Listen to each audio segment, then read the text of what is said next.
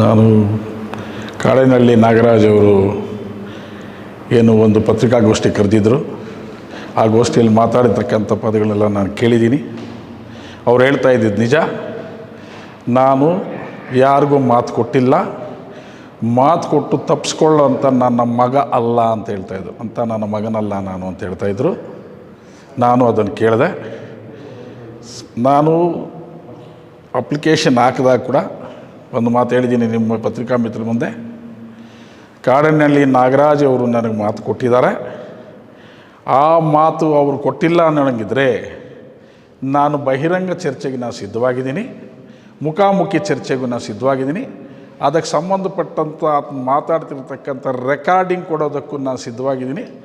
ಅವರು ಅಷ್ಟು ಸಾಬೀತುಪಡಿಸ್ಕೊಳ್ತೀವಿ ಅನ್ನೋ ಒಂದು ವಿಶ್ವಾಸ ಇದ್ದರೆ, ಅವ್ರ ಮಾತಿನ ಮೇಲೆ ಅವ್ರ ನಂಬಿಕೆ ಇದ್ದರೆ, ಅವ್ರಿಗೆ ಯಾವತ್ತು ಬಂದರೂ ಸಹ ನಾಳೆನೇ ಅವ್ರ ಪತ್ರಿಕಾಗೋಷ್ಠಿಕರಲ್ಲಿ ಎಲ್ಲ ಪತ್ರಿಕೆ ಮಿತ್ರರು ಬಹಿರಂಗವಾಗಿ ಚರ್ಚೆ ಮಾಡೋಣ.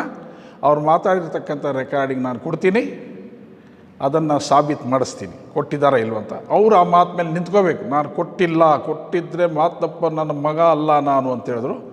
ಆ ಮಾತು ತಪ್ಪೋ ನನ್ನ ಮಗ ಅಂತ ಆ ಪದ ನಾನು ಮಾತಾಡ್ತಾ ಇಲ್ಲ. ಅವರು ಅಂದರೆ ನನಗೀಗಲೂ ಗೌರವ ಇದೆ.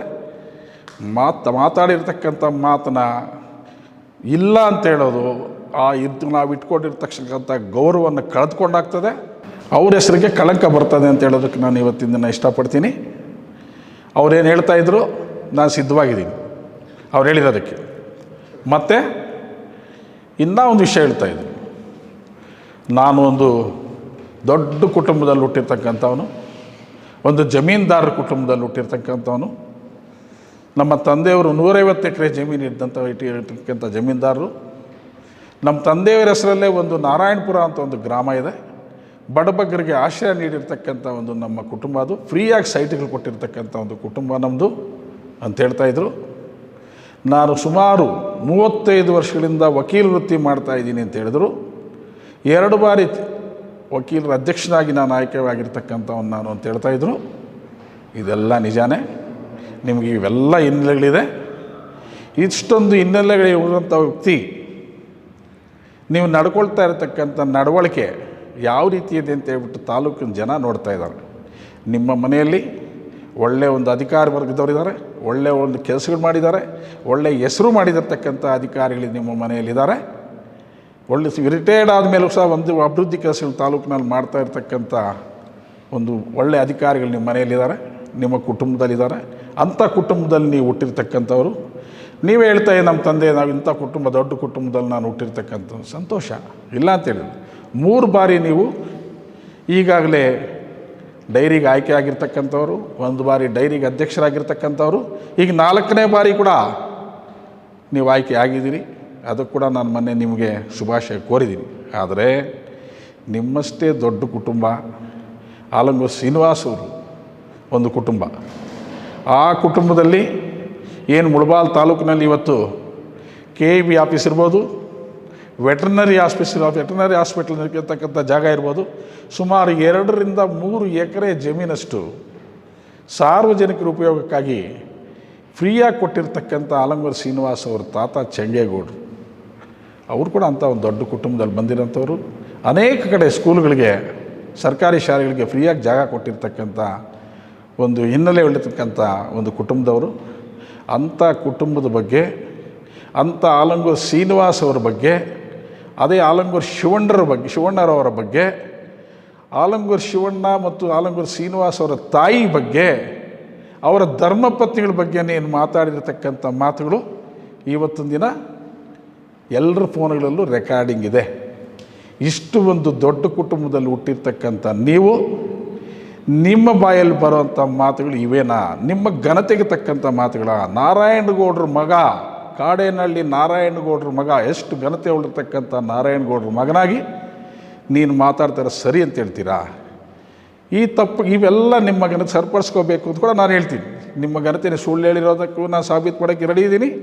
ನೀನೇನು ಅವ್ರ ಫ್ಯಾಮ್ಲಿ ಬಗ್ಗೆ ಒಂದು ಎಷ್ಟು ನೀಚವಾಗಿ ಅವ್ರ ಹೆಣ್ಮಕ್ಳ ಬಗ್ಗೆ, ಹೆಂಗಸರ ಬಗ್ಗೆ ನೀನು ಮಾತಾಡಿದೆಯಾ, ಆ ರೆಕಾರ್ಡ್ಸ್ ಕೂಡ ನಾನು ಕೊಡೋಕ್ಕೆ ಸಿದ್ಧವಾಗಿದ್ದೀನಿ. ನೀನು ಬಹಿರಂಗವಾಗಿ ಚರ್ಚೆಗೆ ಬಂದರೆ ನಾನೆಲ್ಲ ದಾಖಲೆಗಳು, ಎಲ್ಲ ಡಾಕ್ಯುಮೆಂಟ್ಸ್ ಕೊಡೋದಕ್ಕೆ ಕೂಡ ನಾನು ಸಿದ್ಧವಾಗಿದ್ದೀನಿ. ಅದೇ ರೀತಿ ಅಲ್ಲದ ವಿಚಾರಕ್ಕೆ ಬಂದರೆ ಅಲ್ಲಿನ ಕ್ಯಾಂಡಿಡೇಟ್ ನೆನ್ನೆ ಬಂದಿದ್ದರು ಅವರು. ನನಗೆ ಯಾವುದೇ ರೀತಿಯಾದಂತಹ ಒತ್ತಡ ಇಲ್ಲ, ನಾನು ಯಾವುದೇ ರೀತಿ ನಮ್ಮ ತಾಯಿಯ ಒತ್ತಡ ನನಗೆ ಇರಲಿಲ್ಲ, ಅವ್ರು ಬಲವಂತವಾಗಿ ಕರ್ಕೊಂಡು ಹೋಗಿಲ್ಲ ನನ್ನನ್ನು ಅಂತ ಒಂದು ಮೆಸೇಜ್ ಮಾಡಿದ್ರು. ಮತ್ತು ಅವರು ಬಹಿರಂಗವಾಗಿ ಪತ್ರಿಕೆಯಲ್ಲಿ ಕೂಡ ಕೊಟ್ಟರು. ಅವರು ನಿಜಾನೇ, ನಾನು ಕೇಳಿದೆ. ಅವ್ರು ಹೇಳ್ತಾ ಇದ್ರು, ಇವತ್ತು ಗಮನಿಸ್ಬೇಕಾಗಿತ್ತು, ನನಗೆ ಯಾರೂ ಒತ್ತಡ ಮಾಡಲಿಲ್ಲ, ನನ್ನ ತಾಯಿ ಸೀರಿಯಸ್ ಆಗಿರೋದು ನಿಜ, ಅದನ್ನು ನಾನು ರೆಕಾರ್ಡಿಂಗ್ ಮಾಡಿಕೊಂಡಿದ್ದೆ, ಅದನ್ನು ಕಾಡಿನಲ್ಲಿ ನಾಗರಾಜ್ ತೋರಿಸ್ದೆ. ಸೀರಿಯಸ್ ಆಗಿರೋದು ನಿಜ, ಸೀರಿಯಸ್ ಆಗಿರೋ ತಾಯಿ ರೆಕಾರ್ಡಿಂಗ್ ಮಗ ಮಾಡೋ ನೆಸಿಟಿ ಏನಿತ್ತು, ಅದನ್ನು ನಿಮಗೆ ತೋರಿಸೋ ನೆಸೆಸಿಟಿ ಏನಿತ್ತು? ನಾನು ಅದು ನೋವಲ್ಲಿದ್ದಾನೆ. ಶ್ರೀನಿವಾಸ್ ಬಗ್ಗೆ ನಾನು ತಾಯಿ ಅಂದರೆ ಎಲ್ರಿಗೂ ತಾಯಿನೇ, ಅವ್ರ ತಾಯಿ ನನಗೂ ತಾಯಿನೇ. ನಾನು ಹೆಚ್ಚಾಗಿ ಮಾತಾಡೋಕ್ಕೆ ಇಷ್ಟ ಇಲ್ಲ. ಅವ್ರು ಮಾತಾಡಿರೋದ್ರಲ್ಲೇ ಬಹುಶಃ ನಿಮ್ಗೆ ಅರ್ಥ ಆಗಿರ್ಬೋದು. ನಾನು ರೆಕಾರ್ಡ್ ಮಾಡಿದ್ದು ನಿಜ, ಕಾಡಿನಲ್ಲಿ ನಾಗರಾಜ್ ತೋರಿಸಿದ್ದು ನಿಜ ಅಂತ. ರೆಕಾರ್ಡ್ ಮಾಡೋ ಅವಶ್ಯಕತೆ ಏನಿತ್ತು, ತೋರಿಸೋ ಅವಶ್ಯಕತೆ ಏನಿತ್ತು? ಅವ್ರಿಗೆ ಯಾವ ಒತ್ತಡದಲ್ಲಿ ರೆಕಾರ್ಡ್ ಮಾಡಿದ್ರು, ಯಾವ ಒತ್ತಡಕ್ಕೆ ಅವ್ರು ತೋರಿಸಿದ್ರು? ಇದರಲ್ಲಿ ನಿಮ್ಮ ಹತ್ರನೇ ಇದೆ ಎಲ್ಲ, ಕ್ವಶನ್ ಆನ್ಸರ್ ಎರಡೂ ಅಲ್ಲೇ ಇದೆ. ನನಗೆ ಯಾರು ಭಯ ಇಲ್ಲ, ನನಗೆ ಯಾರು ಭಯ ಪಡೋವಲ್ಲ. ನಂದು ದೊಡ್ಡ ಕುಟುಂಬ ಇದು, ನನಗೆ ಯಾರು ಭಯ ಪಡುವ ಅಗತ್ಯವಿಲ್ಲ ನನಗೆ ಅಂತ ಮಾತಾಡ್ತೀನಿ. ನಿಜಾನೇ, ಅವ್ರಿಗೆ ಯಾರೂ ಭಯ ಪಡೋಂಥವಲ್ಲ. ಕರೆಕ್ಟಾಗಿದ್ದರೆ ನೀನು ಭಯ ಪಟ್ಟಿದ್ಯಾ ಇಲ್ವಾ ಅಂತೇಳ್ಬಿಟ್ಟು ಡೆಲಿಗೇಟ್ಸ್ನ ರಾತ್ರೋರಾತ್ರಿ ಕರ್ಕೊಂಡೋಗಿ ಅಲ್ಲಿ ಡೆಲಿಗೇಟ್ಸ್ನೆಲ್ಲ ಹೈದರಾಬಾದಲ್ಲಿ ಇಟ್ಟು ಏನೇನು ಮಾಡಿದೆಯಾ ಅಂತ ಹೇಳ್ಬಿಟ್ಟು ಮೊನ್ನೆ ವಿವರವಾಗಿ ಹೇಳಿದ್ದೀನಿ. ಇಲ್ಲಿ ರೆಸಾರ್ಟಲ್ಲಿ ಏನು ಹೇಳಿದೆ ಅಂತ ವಿವರವಾಗಿ ಹೇಳಿದ್ದೀನಿ. ನವಂಬರ್ 17ನೇ ತಾರೀಕು 2020ನೇ ಇಸ್ವಿಯಲ್ಲಿ ರಾತ್ರಿ 2 ಗಂಟೆಗೆ, 1:30ರಿಂದ 2 ಗಂಟೆಗೆ ನೀವು ನನಗೆ ಯಾತಕ್ಕೋಸ್ಕರ ಫೋನ್ ಮಾಡಿದ್ರಿ, ಯಾವ ಭಯಕ್ಕೋಸ್ಕರ ಫೋನ್ ಮಾಡಿದ್ರಿ, ಭಯ ಇಲ್ದಿದ್ರೆ ನನಗೆ ಯಾಕೆ ಫೋನ್ ಮಾಡಿದ್ರಿ, ನನ್ನನ್ನು ಏನು ಕೇಳಿದ್ರಿ ಅಂತ ಜ್ಞಾಪಕ ಮಾಡ್ಕೊಳ್ಳೋಕೆ ಕೇಳಿ ಕಡೆಬಳ್ಳಿ ನಾಗರಾಜ್ರವ್ರನ್ನ. ಅಷ್ಟು ಧೈರ್ಯಸ್ತ್ರ. 35 ವರ್ಷ ನೀವು ವಕೀಲರು, 2 ಬಾರಿ ವಕೀಲ ಸಂಘದ ಅಧ್ಯಕ್ಷರು. ರಾತ್ರಿ 1:30ರಿಂದ 2 ಗಂಟೆಯಲ್ಲಿ ಪ್ರಕಾಶ್ ನೀನಿಲ್ಲ ಅಂದರೆ ನನಗೀಗ ಇಲ್ಲ, ಏನು ಮಾಡ್ತೀಯೋ ಮಾಡು ಅಂತ ಹೇಳಿದ್ರಲ್ಲ, ಜ್ಞಾಪಕ ಮಾಡಬೇಕಾ? ಇದು ಭಯ ಅಲ್ವಾ? ಏನಾಗ್ತಾಯಿತ್ತು? ಧೈರ್ಯವಾಗಿ ನಿಂತ್ಕೊಳ್ಬೇಕಾಗಿತ್ತು. ಭಯ ಇಲ್ಲವಂತೆ. ಭಯ ಇಲ್ದಿದ್ದು ಅದೇನು ಮಾಡಿದ್ದು? ಎಲ್ಲೋಗಿದ್ರಿ? ಭಯ ಇಲ್ಲ ಅಂತ ರಾತ್ರಿ ಅಷ್ಟೊತ್ತಲ್ಲಿ ನನಗೇನಕ್ಕೆ ಫೋನ್ ಮಾಡಿದ್ರಿ? ಯಾತಕ್ಕೋಸ್ಕರ ಮಾಡಿದ್ರಿ? ಅವ್ರನ್ನೇ ಕೇಳಿ ಹೇಳ್ತಾರೆ. ಅವ್ರನ್ನ ಕೇಳಿ, ಅಷ್ಟೊತ್ತು ರಾತ್ರಿಯಲ್ಲಿ ಅವ್ರಿಗೆ ಏನಕ್ಕೆ ಫೋನ್ ಮಾಡಿದ್ರಿ, ಏನು ಪ್ರಾಬ್ಲಮ್ ಆಗಿತ್ತು, ಯಾತಕ್ಕೋಸ್ಕರ ಫೋನ್ ಮಾಡಿದ್ರಿ ಅಂತ ಕೇಳಿ. ಮತ್ತೆ ಇನ್ನೊಂದು ವಿಷಯ ಹೇಳ್ತಾಯಿದ್ರು, ಏನು, ನನ್ನ ಮಾತು ತಪ್ಪು, ನನ್ನ ಮಗ ಅಲ್ಲ ಅಂತ. ನನಗಿನ್ನೂ ಒಂದು ಮಾಹಿತಿ ಇದೆ ನನ್ನ ಹತ್ರ, ಅದು ನಿಜಾನ ಸುಳ್ಳು ಅಂತೇಳ್ಬಿಟ್ಟು ಕಾಡಿನಲ್ಲಿ ನಾಗರಾಜ್ರವರು, ರಘುಪತಿ ರೆಡ್ಡಿಯವರು ಸಾಬೀತುಪಡಿಸ್ಬೇಕಾಗ್ತದೆ.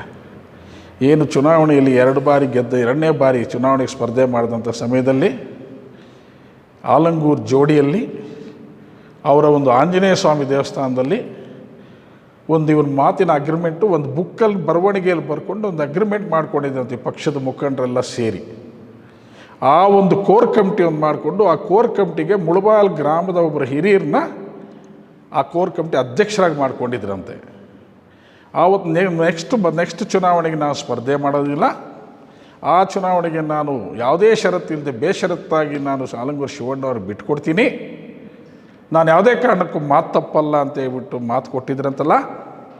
ಮಾತು ತಪ್ಪದೇ ಇರೋಂಥವನು ಇದರಲ್ಲಿ ಮಾತು ತಪ್ಪಿದಾರಾ ಇಲ್ವಾ ಅಂತ ಹೇಳ್ಬಿಟ್ಟು ಇದನ್ನು ಸಾಬೀತು ಮಾಡಬೇಕಾಗ್ತದೆ. ರಘುಪತಿ ರೆಡ್ಡಿಯವರು ಸೇರಿ, ಪಕ್ಷದ ನಿಷ್ಠಾವಂತ ಕಾರ್ಯಕರ್ತರು, ಪಕ್ಷದ ನಿಷ್ಠೆಯಲ್ಲಿ ಬರ್ತಕ್ಕಂಥ ರಘುಪತಿ ರೆಡ್ಡಿಯವರು, ಪಕ್ಷದ ಈ ಜಾತ್ಯತೀತ ಜನತಾದಳದ ತಾಲೂಕಿನ ಅಧ್ಯಕ್ಷರು ಕಾಡೇಪಲ್ಲಿ ನಾಗರಾಜು ರಘುಪತಿಗಳು ಇದನ್ನು ಸಾಬೀತು ಮಾಡೋದಕ್ಕೆ ಸಿದ್ಧವಾಗಿದೆ. ನಿಜಾನ ಸುಳ್ಳ, ಇದನ್ನು ಸಾರ್ವಜನಿಕರ ಮುಂದೆ ತಿಳಿಸ್ಬೇಕು ಅಂತ ಹೇಳ್ತಾ ಇದ್ದೀವಿ. ನಿಮಗೆ ಒಂದು ಮಾತು ಮಾಡಿಕೊಡಿದ್ರು, ಏನು ಪೂರ್ವದಲ್ಲಿ ಆಲ್ರೆಡಿ ಕಡೆಯಲ್ಲಿ ನಾಗರಾಜ್ ಅವರು ಫಿಕ್ಸ್ ಆಗಿದ್ದಾರೆ, ನಿಮಗೆ ಪಶ್ಚಿಮಕ್ಕೆ ನಾನು ವ್ಯವಸ್ಥೆ ಮಾಡ್ಕೊಡ್ತೀನಿ ಅಂದರೆ ಅನೇಕ ಬಾರಿ ನಿಮ್ಮನ್ನು ಪಶ್ಚಿಮದಲ್ಲಿ ನಿಲ್ಲಲು ಅಲ್ಲಿ ಯಾರು ಅಷ್ಟು ಇದಿಲ್ಲ, ನಿಮ್ಮ ಪಶ್ಚಿಮಕ್ಕೆ ನಿಲ್ಲಲು ನಿಮ್ಮನ್ನು ಪ್ರೋತ್ಸಾಹಿಸಿದ್ರು, ಒತ್ತಾಯಿಸಿದ್ರು ಅಂತ ಹೇಳ್ತಾರೆ. ಯಾರು? ರಘುಪತಿ ರೆಡ್ಡಿನ? ಯಾವಾಗ? ಅವ್ರು ಹೇಳ್ಕೊಬಂದರು.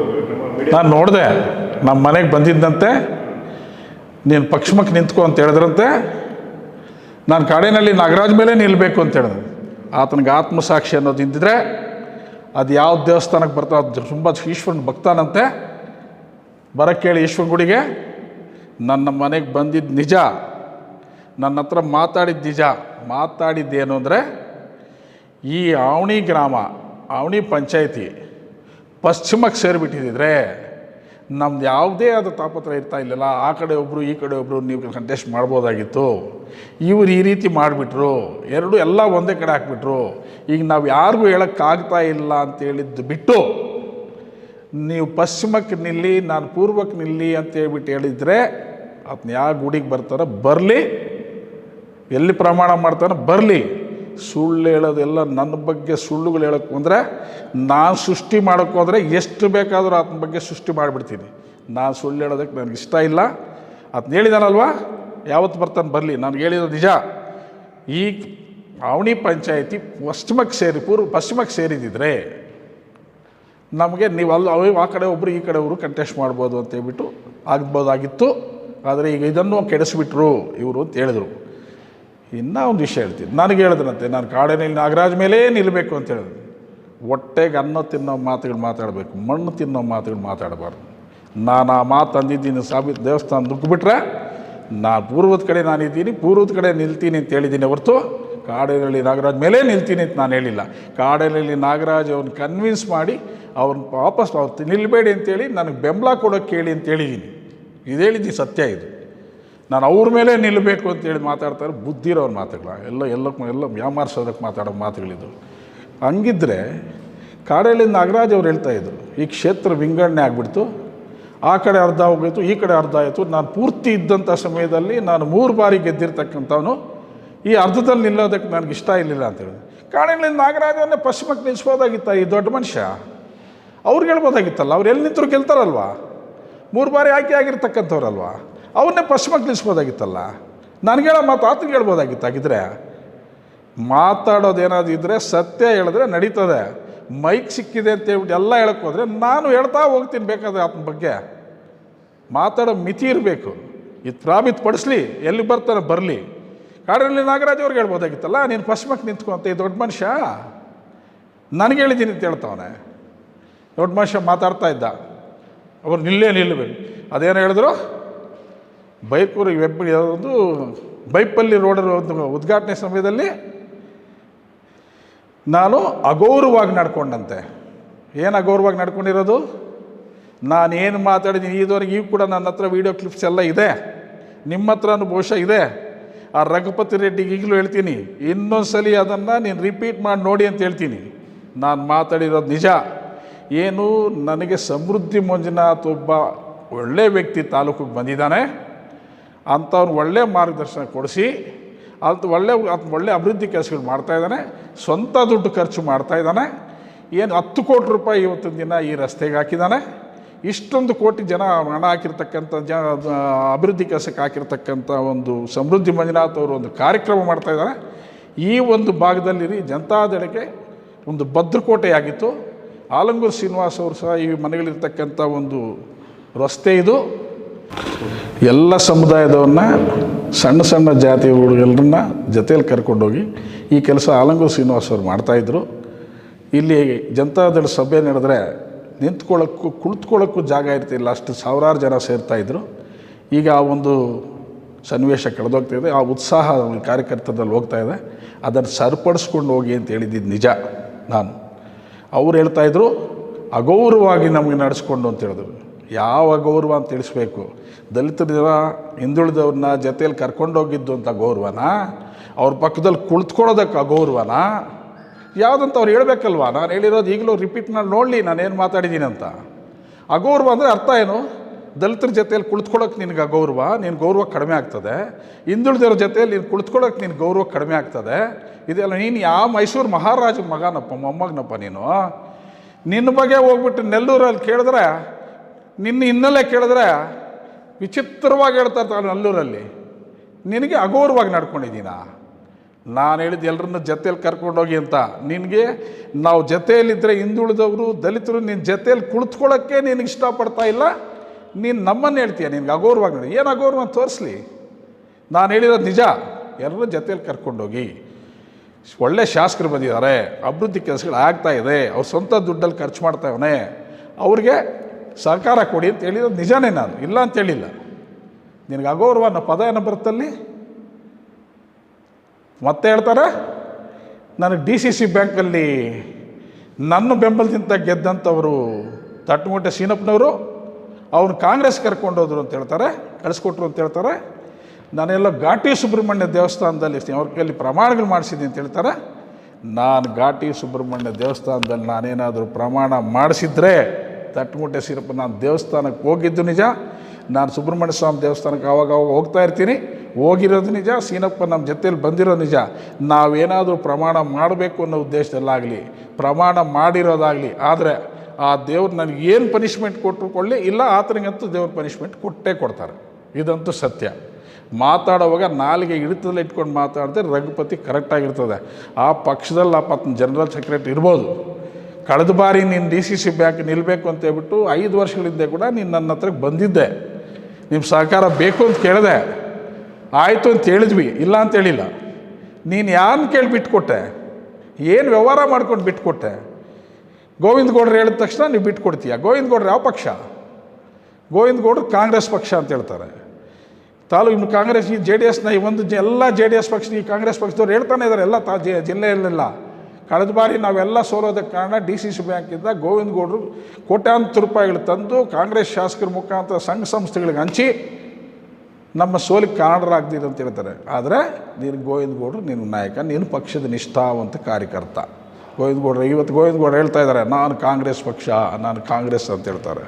ನೀನು ಯಾವ ಪಕ್ಷ? ಪಕ್ಷದ ನಿಷ್ಠಾವಂತ ಕಾರ್ಯಕರ್ತ ನೀನು ಗೋವಿಂದ ಗೌಡ್ರ ಬಗ್ಗೆ ಯಾವುದೋ ತನಿಖೆ ಆಗ್ತಾಯಿದ್ರೆ ಒಬ್ಬ ದಕ್ಷ ಒಳ್ಳೆ ಕೆಲಸ ಮಾಡಿರ್ತಕ್ಕಂಥ ಗೋವಿಂದ ಗೌಡ್ರನ್ನ ಅವ್ರ ಮೇಲೆ ಸುಳ್ಳು ಅಪಾದನೆಗಳು ಮಾಡಿ ಅವ್ರ ಮೇಲೆ ತನಿಖೆ ಮಾಡೋದು. ನಾನು ಹೇಳ್ತೀನಿ DCC ಬ್ಯಾಂಕಲ್ಲಿ ಜನರಿಗೆ ಇದೆಯಾ ಇಲ್ವಾ ಅಂತ ಗೊತ್ತಿರಲಿಲ್ಲ. ಗೋವಿಂದ ಗೌಡ್ರು ಬಂದು ಅಲ್ಲಿ DCC ಬ್ಯಾಂಕ್ ಅಧ್ಯಕ್ಷರಾದ ಮೇಲೆ ಅನೇಕ ಅನುದಾನಗಳು ಸರ್ಕಾರದಿಂದ ತಂದರು, ಸಾರ್ವಜನಿಕರು ಕೊಟ್ಟಿದ್ದಾರೆ. ಆ DCC ಬ್ಯಾಂಕ್ ಅನ್ನೋದಕ್ಕೊಂದು ಕಳೆ ತಂದಿದ್ದು ಗೋವಿಂದ ಗೌಡ್ರು ಅಂತ ನಾನು ಹೇಳ್ತೀನಿ. ಆದರೆ ಅವ್ರು ಕಾಂಗ್ರೆಸ್ನವರು. ನೀನು JDSನ ನಿಷ್ಠಾವಂತ ಕಾರ್ಯಕರ್ತ, ನೀನು ಪಕ್ಷದ ಸಿದ್ಧಾಂತದಲ್ಲಿ ಬೆಳೆಯತಕ್ಕಂಥ ಅಂತ ಹೇಳ್ಕೊಳ್ತೀಯ ಮೈಕ್ ಸಿಕ್ಕ ತಕ್ಷಣ. ನೀನು ಸಿದ್ಧಾಂತ?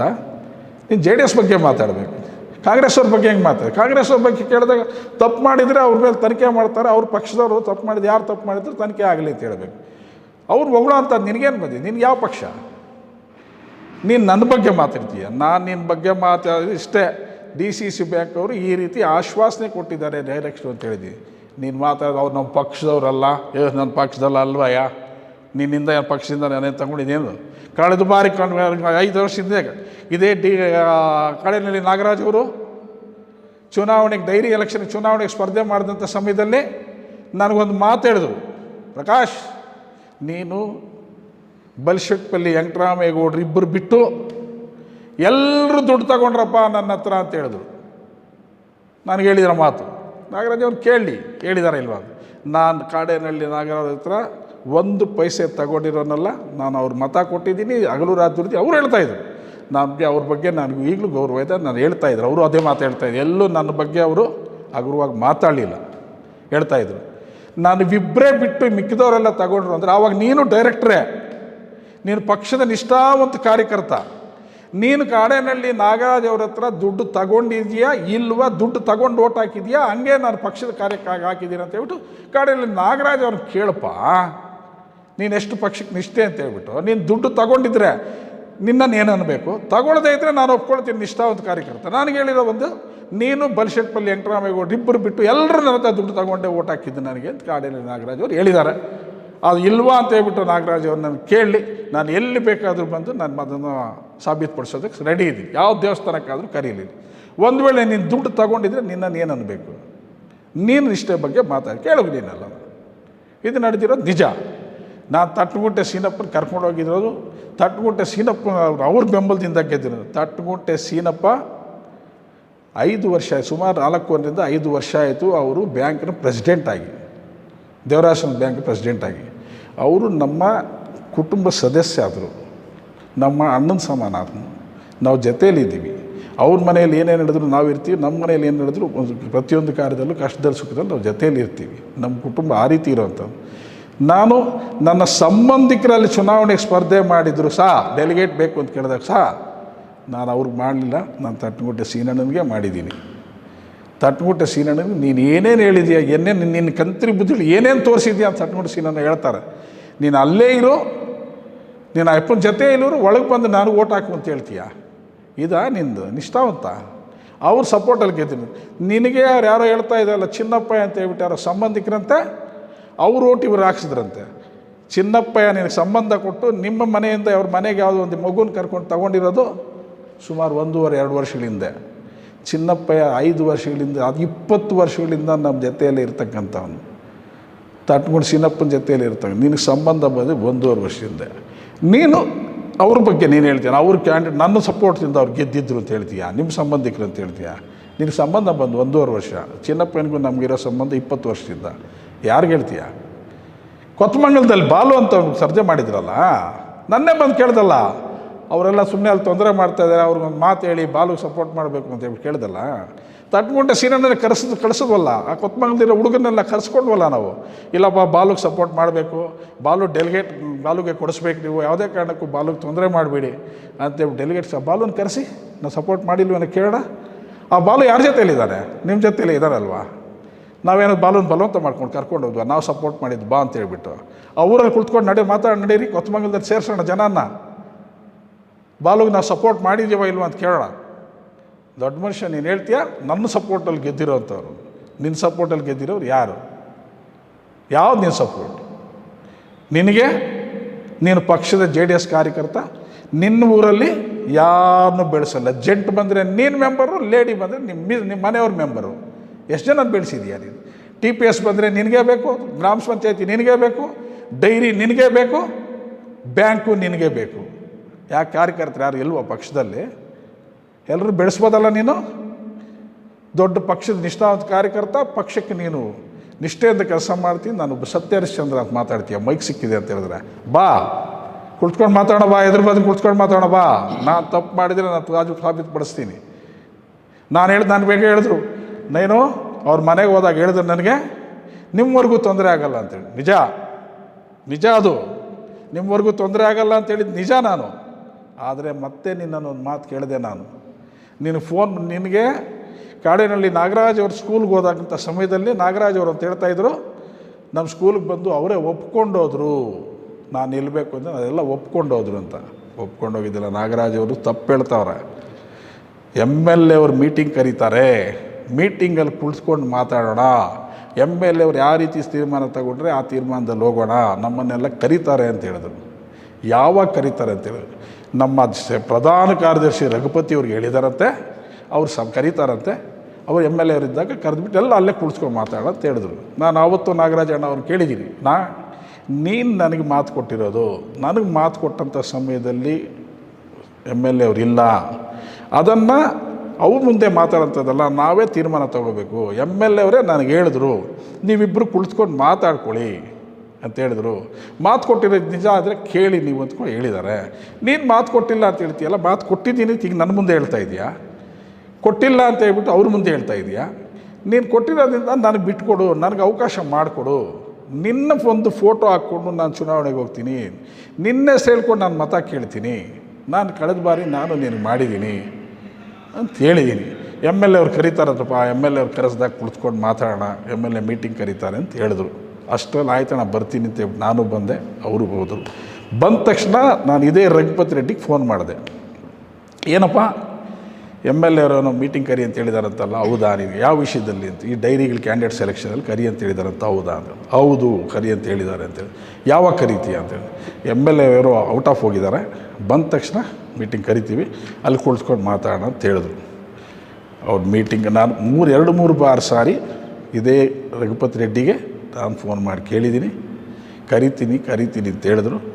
ಕೊನೆಯಲ್ಲಿ ಮೀಟಿಂಗ್ ಕರೆಯುವಂಥ ಸಮಯದಲ್ಲಿ ಬೆಂಗಳೂರಲ್ಲಿ ಕುಳಿತುಕೊಂಡು ಒಂದು ಮನೆಯಲ್ಲಿ ಕುಳಿತುಕೊಂಡು ಅವ್ರಿಗೆ ನನಗೆ ಮಾಹಿತಿನೇ ಇಲ್ದಿರ ಅಲ್ಲಿ ಕುಳಿತುಕೊಂಡು ಕ್ಯಾಂಡಿಡೇಟ್ನ ಡಿಕ್ಲೇರ್ ಮಾಡಿದ್ರು. ಆತನ ಹೇಳ್ತಾನೆ ನನಗೆ, ನೀನು ಪಶ್ಚಿಮಕ್ಕೆ ಮಾಡು, ಮನುಷ್ಯನ ಮಾತಾಡ್ಬೇಕು, ನಾಲ್ಗೆ ಮೂಳೆ ಇಲ್ಲ ಅಂತ ಹೇಳ್ಬಿಟ್ಟು ನಾಲ್ಗೆ ಹೆಂಗಂದ್ರೆ ಮಾತಾಡೋಕ್ಕೆ ಹೋಗ್ಬಾರ್ದು. ನನ್ನನ್ನು ಕರೆದಿದ್ದೀರಾ ನೀವು? ಬೆಂಗಳೂರಲ್ಲಿ ಮನೇಲಿ ಸೇರಿದ್ರಲ್ಲ, ಆ ಕ್ಷೇತ್ರಕ್ಕೆ 3 ಜನ ಆಸ್ಪಿರೆಂಟ್ಸ್ ಇದ್ದರು. ಆ ಕ್ಷೇತ್ರದಲ್ಲಿ 3 ಜನ ಆಸ್ಪಿರೆಂಟ್ಸ್ ಇದ್ದರು. ಒಂದು ಶ್ಯಾಮೇಗೌಡ, ಒಂದು ಬರಿಶೆಟ್ಪಲ್ಲಿ ವೆಂಕಟರಾಮೇಗೌಡ, ಇನ್ನೊಂದು ಜಗದೀಶ್. 3 ಜನ ಆಸ್ಪಿರೆಂಟ್ಸ್ ಇದ್ದರು. ಆ 3 ಜನನ ಕರೆಸಿದ್ರಿ. ಈ ಕಡೆ ಕಾಡೇನಹಳ್ಳಿ ನಾಗರಾಜ್ರವರು, ನಾನು, ಶ್ರೀನಿವಾಸ್ ಅಂತಿದ್ದಾರೆ, ಅವರು ದೊಡ್ಡ M L A, Deccan Srinivas ಅಂತ ಹೇಳ್ತಾರೆ. ನಾವು ಆಸ್ಪಿರೆಂಟ್ಸ್ ನಾವು ಇದ್ವಿ. ಅವರೇ ಎಮ್ ಎಲ್ ಎ ಅವ್ರು ಹೇಳಿದ್ರು, ಇಷ್ಟು ಜನ ಕೇಳ್ತಾ ಇದ್ದಾರೆ, ಆನಂದ್ ರೆಡ್ಡಿ ಅವರು ಕೂಡ ಕೇಳ್ತಾ ಇದ್ದಾರೆ ಅಂತ ಹೇಳಿದ್ರು. ನೀವು ಬೆಂಗಳೂರಲ್ಲಿ ಆನಂದ್ ರೆಡ್ಡಿ ಮನೆಯಲ್ಲೇ ಸೇರಿದ್ರಲ್ಲ, ಎಮ್ ಎಲ್ ಎ ಅವ್ರು ಹೇಳಿದ್ರಲ್ಲ, ಎಮ್ ಎಲ್ ಎ ಅವರು ಒಂದು ಸಭೆಯಲ್ಲಿ ಕಾಶಿಪುರದ ಮೀಟಿಂಗಲ್ಲಿ ಹೇಳಿದ್ರಲ್ಲ, ಆಸ್ಪಿರೆಂಟ್ಸ್ ಇದ್ದಾರೆ, ಎಲ್ಲರೂ ನಾನು ಸರ್ವ್ ಮಾಡ್ತೀನಿ, ನಾನು ಕೂಡಿಸಿ ಮಾತಾಡ್ತೀನಿ ಅಂತ ಹೇಳಿದ್ರಲ್ಲ, ನನ್ನನ್ನು ಯಾಕೆ ಕರೀಲಿಲ್ಲ? ನನ್ನ ಕರೆಸಿ ಯಾಕೆ ಕೇಳಲಿಲ್ಲ ನೀವು? ಮೈಕ್ ಸಿಕ್ಕಿದೆ ಅಂತ ಹೇಳ್ತೀಯಾ, ನೀನು ಪಶ್ಚಿಮಕ್ಕೆ ನಿಂತ್ಕೊ ಅಂತ ಹೇಳಿದೆ, ನಾನು ಕಾಡಿನಲ್ಲಿ ನಾಗರಾಜ್ ಮೇಲೆ ನಿಂತಬೇಕು ಅಂತ ಹೇಳಿದೆ. ಸುಳ್ಳು ಹೇಳೋಕ್ಕೆ ಈ ಸುಳ್ಳಿಗೆ ಒಂದು ಮಿತಿ ಇರಬೇಕು, ಒಂದು ಮಿತಿ ಇರಬೇಕು ಸುಳ್ಳು ಹೇಳೋದಕ್ಕೆ ಕೂಡ. ಆವತ್ತಿನ ದಿನ ಮೀಟಿಂಗ್ ಕರೆದಿದ್ರೆ ನಾನು ಕಾಡಿನಲ್ಲಿ ನಾಗರಾಜ್ನವ್ರನ್ನ ಒಪ್ಪಿಸ್ತಾ ಇದ್ನೋ ಇಲ್ಲ ಎಮ್ ಎಲ್ ಎ ಅವ್ರನ್ನ ಒಪ್ಪಿಸ್ತಾ ಇದ್ನೋ, ನಮಗೆ ಬಿಟ್ಟಿದ್ರೆ ನಾವು ಕುಳಿತುಕೊಂಡು ಮಾತಾಡ್ಕೊಳ್ತಾ ಇದ್ವಿ. ಯಾಕೆ ನೀನು ಅವಕಾಶ ಕೊಡಿಸಲಿಲ್ಲ? ನೀವು ಇವತ್ತು ಮಾತಾಡ್ತಾ ಇದ್ದೀನೇನು, ನಮ್ಗೆ ಅವ್ರಿಗೆ ಸಂಬಂಧ ಇಲ್ಲ. ಹೌದು, ನಿಜಾನೇ, ನಾನು ಈ ಪಕ್ಷದಲ್ಲಿ ಸೇರಿಲ್ಲ ಅಂತ ಹೇಳ್ತಾ ಇದ್ದೀನಿ, ನಿಜಾನೇ. ನಾನು ಈ ಪಕ್ಷದ ಮೆಂಬರ್ ಅಲ್ಲ ಅಂತ ಹೇಳಿದ್ದೀನಿ, ನಿಜಾನೇ. ಈ ಪಕ್ಷದ ಮೆಂಬರ್ ಆಗದೇ ಇದ್ದಂಥ ಪಕ್ಷದಲ್ಲಿ ನನ್ನನ್ನು ಮೀಟಿಂಗ್ ಕರಿತೀನಿ ಅಂತ ಯಾಕೆ ಹೇಳಿದ್ರಿ? ನಾನು ನಿಮ್ಮನ್ನು 3-4 ಬಾರಿ ಕೇಳಿದಾಗ ಕರಿತೀನಿ ಅಂತ ಯಾಕೆ ಹೇಳಿದ್ರಿ? ನೀವು ಪಕ್ಷದಲ್ಲ ಮೆಂಬರ್ ಅಲ್ಲ, ನಿಮ್ಮನ್ನು ಕರೆಯಲ್ಲ ಅಂತ ಹೇಳಬೇಕಾಗಿತ್ತು ನನಗೆ. ಕರಿತೀನಿ ಅಂತ ಯಾಕೆ ಹೇಳಿದ್ರಿ? ನಿಮ್ಮ ಅಧ್ಯಕ್ಷರು ಯಾಕೆ ಹೇಳಿದ್ರು? ಆಮೇಲೆ ಕರೆಸ್ತಾರೆ, ಕುಳಿತುಕೊಂಡು ಮಾತಾಡೋಣ ಅಂತ ಯಾಕೆ ಹೇಳಿದ್ರು? ಇವತ್ತು ಅವ್ರ ಪಕ್ಷದಲ್ಲಿ ಮೆಂಬರ್ ಅಲ್ಲ, ಅದರಿಂದ ನಾವು ತಿಳಿಸಲಿಲ್ಲ. ಅವ್ರು ನಿಜಾನೇ, ನಾನು ಇಂಡಿಪೆಂಡೆಂಟ್ ಇಲ್ಲ ಅಂತ ಹೇಳಿಲ್ಲ. ಆದರೆ ಈ ಪಕ್ಷದ ಈ ಶಾಸಕರ ಹಿತೈಷಿ ನಾನು.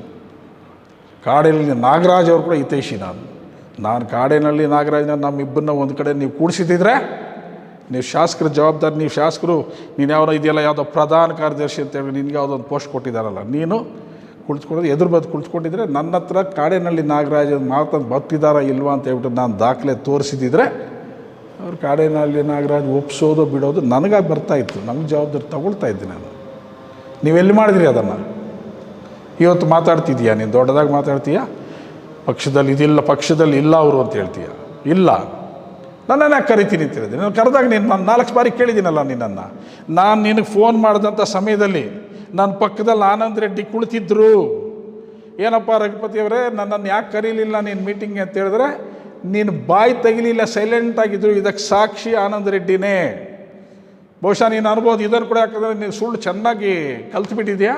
ನೀನು ಫೋನ್ ಮಾಡಿದಂಥ ಪಕ್ಕದ ಸಮಯದಲ್ಲಿ ಆನಂದ್ ರೆಡ್ಡಿ ನನ್ನ ಪಕ್ಕದಲ್ಲೇ ಕುಳಿತಿದ್ರು. ಅಣ್ಣ ನನಗೆ ಈ ವಿಷಯ ಗೊತ್ತಿಲ್ಲ, ನೀನು ಇಷ್ಟೆಲ್ಲ ಮಾತಾಡೋದು ನನಗೆ ಗೊತ್ತಿಲ್ಲ ಅಂತ ಇದೇ ಆನಂದ್ ರೆಡ್ಡಿ ಹೇಳಿದ್ರು. ಕೇಳಿ ಅವ್ರು ಬೇಕಾದರೆ, ಅವ್ರ ಮುಂದೆನೇ ನಾನು ಫೋನ್ ಮಾಡಿದ್ದು. ನನ್ನನ್ನು ಯಾಕಪ್ಪ ಕರೀಲಿಲ್ಲ? ನಾನು 3-4 ಸಾರಿ ಕೇಳಿದ್ನಲ್ಲ, ಯಾಕೆ ಕರೀಲಿಲ್ಲ ಅಂದರೆ ಬಾಯಿ ತೆಗಿಲಿಲ್ಲ, ಸೈಲೆಂಟ್ ಆಗಿಬಿಟ್ಟ. ಮೀಟಿಂಗ್ ಯಾಕೆ ನಾನು ಕರೀಲಿಲ್ಲ ಅಂತ ಹೇಳಿದ್ರೆ, ಯಾಕೆ ಆ ಕಡೆ ಇರೋವನ್ನೆಲ್ಲ 3 ಜನ ಕರೆಸ್ತೀಯ, ಈ ಕಡೆ ಇರೋವನ್ನ ಒಬ್ಬನ್ನೇ ಕರೆಸ್ಕೊಂಡು ಹೆಂಗೆ ಮಾತಾಡ್ತೀಯ ನೀನು? ಯಾಕೆ ನಮ್ಮನ್ನೆಲ್ಲ ಕರೆಸಲಿಲ್ಲ? ಇಲ್ಲ, ನೀನು ಅವತ್ತು ಹೇಳಬೇಕಾಗಿತ್ತು, ಇಲ್ಲ ನಾನು ಕರ್ಸೋಕ್ಕಾಗಲ್ಲ, ನೀವು ಪಕ್ಷದವರಲ್ಲ ಅಂತ. ಯಾಕೆ ಹೇಳಲಿಲ್ಲ? ಮಾತಾಡ್ತಾ ಹೋದೆ ಜಾಸ್ತಿ ಇರ್ತದೆ. ನಾನು ರಘುಪತಿಯವ್ರಿಗೂ ಒಂದು ವಿಷಯ ಹೇಳ್ತೀನಿ, ನನ್ನ ಬಗ್ಗೆ ಮಾತಾಡೋವಾಗ ಏನಾದರೂ ನಿಜ ಮಾತಾಡಿದ್ರೆ ಕರೆಕ್ಟಾಗಿರ್ತದೆ. ಸುಳ್ಳು ಸೃಷ್ಟಿ ಮಾಡೋಕ್ಕೆ ಹೋದರೆ ನಾನು ಸೃಷ್ಟಿ ಮಾಡೋದು ನನಗೂ ಗೊತ್ತು, ನನಗೆ ಅದರ ಮೇಲೆ ಇಷ್ಟ ಇಲ್ಲ. ನಾನು ಎಂದಿಗೂ ಯಾವ್ದು ನಾನು ಸೃಷ್ಟಿ ಮಾಡಿದ್ರೆ ನಿನ್ನ ಮೇಲೆ ನಿನಗೆ ನೆಮ್ಮದಿಯಾಗಿರೋಕ್ಕಾಗಲ್ಲ. ಸರ್, ಅದೇ ರೀತಿ ಎಲ್ಲ ಪಕ್ಷಗಳು ನಿಮ್ಮನ್ನು ಬಳಸ್ಕೊತಾ ಇದೆ. ಆದರೆ ನೀವು ರಾಜಕೀಯವಾಗಿ ಮೇಲೆ ಬಂದು ಅವರೆಲ್ಲರೂ ಸೇರಿ ನಿಮ್ಮನ್ನು ತೊಳಿತಾ ಇದ್ದಾರೆ ಅಂತ ಒಂದು ಭಾವನೆ ಆಗಿದೆ. ಅದಕ್ಕೆ ನಿಮ್ಮ ಮನಸ್ಸಿಗೆ ಏನಾಗ್ತದೆ? ನಾನು ಯಾವ ಪಕ್ಷಗಳು ನಿಮ್ಮನ್ನು ಬಳಸ್ಕೊತಾ ಇದೆ, ರಾಜಕೀಯವಾಗಿ ನೀವು ಬೆಳೆಯೋದಕ್ಕೆ ಬೆಳೀತಾ ಇದ್ದಾರೆ. ಒಂದು ವಿಷಯ ಹೇಳ್ತೀನಿ ನೋಡಿ, ನನ್ನನ್ನೆಲ್ಲ ಪಕ್ಷಗಳು ಅನ್ನೋದಕ್ಕಿಂತ ನಾನು ಯಾವುದೇ ಪಕ್ಷಕ್ಕಾಗಿ ದುಡಿದವನಲ್ಲ. ನಾನು ಮೊನ್ನೆ ಹೇಳಿದ್ದೀನಿ, ವ್ಯಕ್ತಿಯಾಗಿ ಒಬ್ಬರು ಮಾತು ಕೊಟ್ಟರೆ ನನಗೆ ಇದೇ ಕಾಡಿನಲ್ಲಿ ನಾಗರಾಜ್ ಅವರು ಕಳೆದ ಬಾರಿ ಚುನಾವಣೆಗೆ ನಿಂತಬೇಕು ಅನ್ನೋ ಸಮಯದಲ್ಲಿ 6 ತಿಂಗಳು ಮುಂಚಿತವಾಗಿ ನನ್ನ ಮನೆಗೆ ಬಂದಿದ್ದರು. ಆಕಾಶ್, ನನಗಿದು ಕಡೆ ಚುನಾವಣೆ, ನನಗೆ ಎಲೆಕ್ಷನಲ್ಲಿ ಸಪೋರ್ಟ್ ಮಾಡಲೇಬೇಕಪ್ಪ, ನನಗೆ ಸರ್ಕಾರ ಬೇಕಪ್ಪ ಅಂತ ಹೇಳ್ಬಿಟ್ಟು ಕಾಡಿನಲ್ಲಿ ನಾಗರಾಜ್ ಕೇಳಿದ್ರು. ಅದಕ್ಕೆ ಮುಂಚೆ ನಾನು ರಾಜೇಂದ್ರ ಗೌಡ್ಗೆ ಮಾಡಿದ್ದು, ಅವ್ರು ಗೆದ್ದಿದ್ದರು, ಕಾಡಿನಲ್ಲಿ ನಾಗರಾಜ್ ಸೋತಿದ್ರು ಅಂತ ಬಂದು ನಾನು ಮಾಡಲೇಬೇಕು ಅಂತೇಳ್ಬಿಟ್ಟು ಸುಮಾರು ಒಂದು 10 ಬಾರಿ ಬಂದು ಮನೆಗೆ ಬಂದು ರಿಕ್ವೆಸ್ಟ್ ಮಾಡ್ಕೊಂಡ್ಮೇಲೆ ಇಷ್ಟು ದೊಡ್ಡ ಮನುಷ್ಯ ಕೇಳ್ತಾ ಇದ್ದಾರೆ, ಆಯಿತು ಒಂದು ಬಾರಿ ಪಾಪ ಕಡೆ ಅಂತ ಹೇಳ್ತಾ ಇದ್ದಾರೆ. ಮಾಡಿರೋದು ನಾನು ಕಾಡಿನಲ್ಲಿ ನಾಗರಾಜ್ ಅವ್ರಿಗೆ ಗೌರವ ಕೊಟ್ಟು ನಾನು ಅವ್ರು ಮಾಡಿದ್ದೀನಿ. ಆದರೆ ಅವ್ರು ಜನತಾದಳ ಪಕ್ಷದವರು ಅಂತ ನಾನು ಮಾಡಲಿಲ್ಲ. ಕೊತ್ತೂರು ಮಂಜುನಾಥ್ ಅವ್ರಿಗೂ ಮಾಡಿದಾಗ ಕೂಡ ಕೊತ್ತೂರು ಮಂಜುನಾಥ್ ಅವರು ಈ ತಾಲೂಕಿಗೆ ನೆಸ್ಸಿಟ್ಟಿದೆ, ಅವರ ಒಂದು ಸೇವೆ ತಾಲೂಕಿಗೆ ಅವಶ್ಯಕತೆ ಇದೆ. ಒಬ್ಬ ಒಳ್ಳೆಯ ವ್ಯಕ್ತಿ ಈ ತಾಲೂಕಿಗೆ ಬೇಕು ಅನ್ನೋ ಒಂದು ಉದ್ದೇಶದಿಂದ ನಾನು ಅವ್ರಿಗೆ ಮಾಡಿದ್ದೀನಿ ಹೊರತು ಅವರಿಂದ ನಾನು ಏನೂ ಅನುಕೂಲ ಪಡಬೇಕು ಅಂತಂದಿಲ್ಲ. ಕೊತ್ತೂರು ಮಂಜುನಾಥ್ ಕಡೆಯಿಂದ ನಾನು ಒಂದೇ ಒಂದು ನಯಾ ಪೈಸೆ ಕೂಡ ನಾನು ಅವರಿಂದ ಉಪಯೋಗ ಪಡೆದಿರಲ್ಲ. ಆತನಿಂದ ತಾಲೂಕು ಬೇಕು, ಆತನ ಸೇವೆ ಮುಖ್ಯವಾಗಲಿ ಬೇಕು ಅನ್ನೋ ಕಾರಣಕ್ಕೆ ಮಾಡಿದ್ದೀನಿ.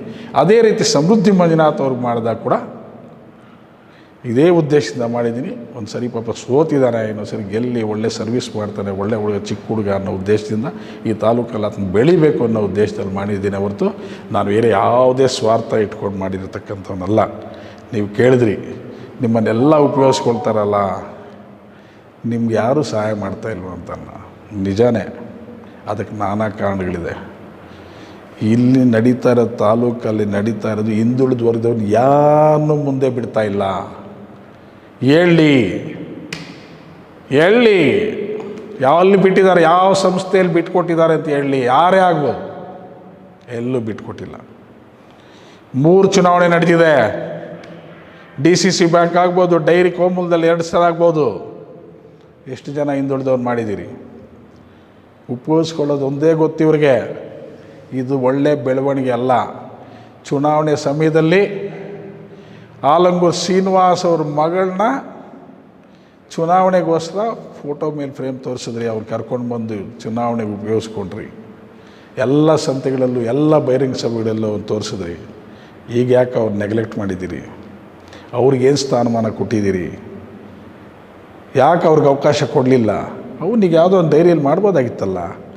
ನಿಮಗೆಲ್ಲ ಇತ್ತು. ಕಾಡಹಳ್ಳಿಯಲ್ಲಿ ನಾಗರಾಜ್ ಅವ್ರ ಧರ್ಮಪತ್ನಿಯವರು ಡೈರಿ ಪ್ರೆಸಿಡೆಂಟ್ ಆಗ್ತಾರೆ, ಶ್ಯಾಮೇಗೌಡರ ಧರ್ಮಪತ್ನಿ ಕೂಡ ಡೈರಿ ಪ್ರೆಸಿಡೆಂಟ್ ಆಗಿರ್ಬೋದು, ಅವರು ಇರಬೇಕಲ್ಲ. ಅದನ್ನು ಮಾಡಿದ್ದಾರೆ, ಆಗ್ತಾರೆ.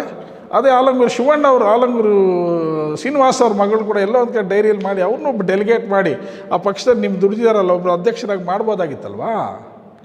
ನಿಮ್ಮ ಚುನಾವಣೆಗೋಸ್ಕರ ಜೀಪ್ಗಳ ಮೇಲೆ ಹತ್ತಿಸಿದ್ರಿ, ಸಂತೆಗಳಲ್ಲಿ ವೇದಿಕೆಗಳ ಮೇಲೆ ಹತ್ತಿಸಿದ್ರಿ. ಇವತ್ತು ಎಲ್ಲಿ ಬಿಟ್ಟಿದ್ದೀರಿ? ಎಲ್ಲಿ?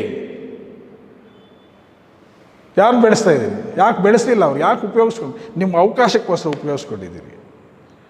ಇದೆಲ್ಲ ಯಾರಿಗೂ ಗೊತ್ತಿಲ್ವಾ?